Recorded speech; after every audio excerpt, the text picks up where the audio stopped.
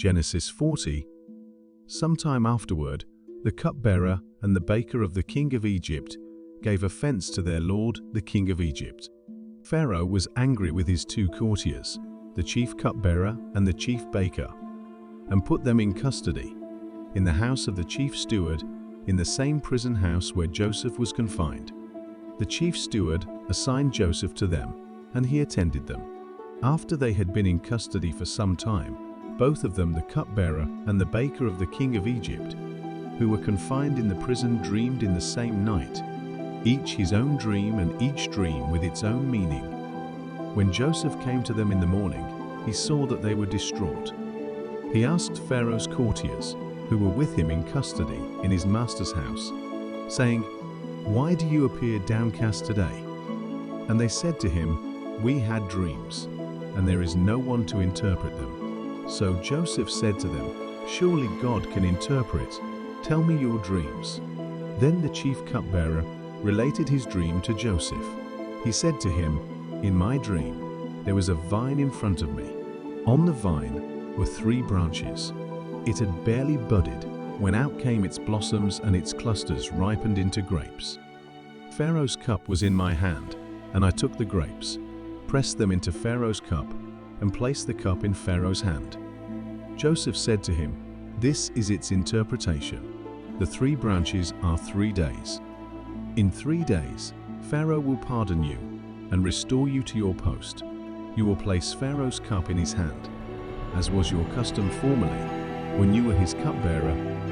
But think of me when all is well with you again, and do me the kindness of mentioning me to Pharaoh, so as to free me from this place. For in truth, I was kidnapped from the land of the Hebrews. Nor have I done anything here that they should have put me in the dungeon." When the chief baker saw how favorably he had interpreted, he said to Joseph, "In my dream, similarly, there were 3 open-work baskets on my head. In the uppermost basket were all kinds of food for Pharaoh that a baker prepares, and the birds were eating it out of the basket above my head." Joseph answered, saying, "This is its interpretation. The 3 baskets are 3 days. In 3 days, Pharaoh will lift off your head and impale you upon a pole, and the birds will pick off your flesh."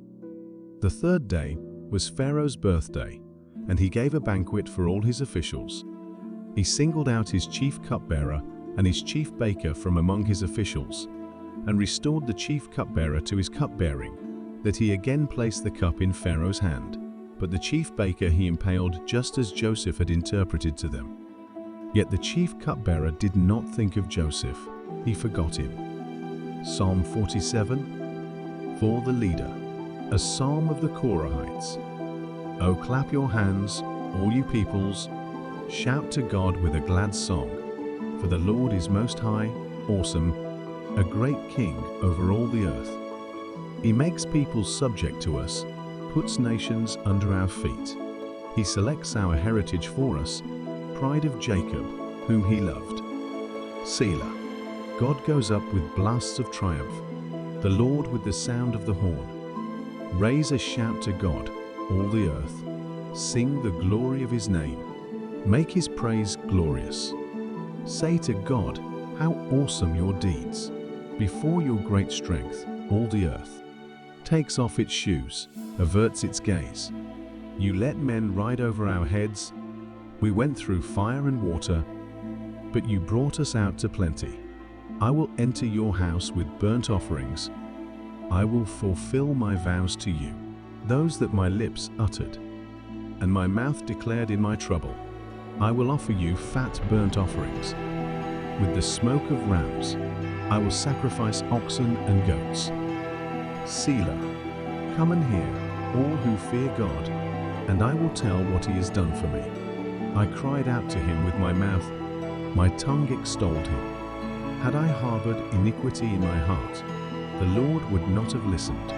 But God did listen. He paid heed to my prayer. Blessed be God, who did not reject my prayer, nor withhold his faithful care from me. Proverbs 15:31-33.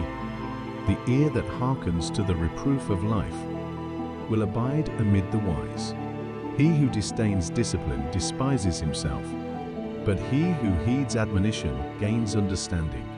The fear of the Lord is instruction in wisdom, and humility goes before honor. Matthew 20:28. Then the mother of the sons of Zebedee came to Jesus with her sons, bowing down and making a request of him. And he said to her, "What do you wish?"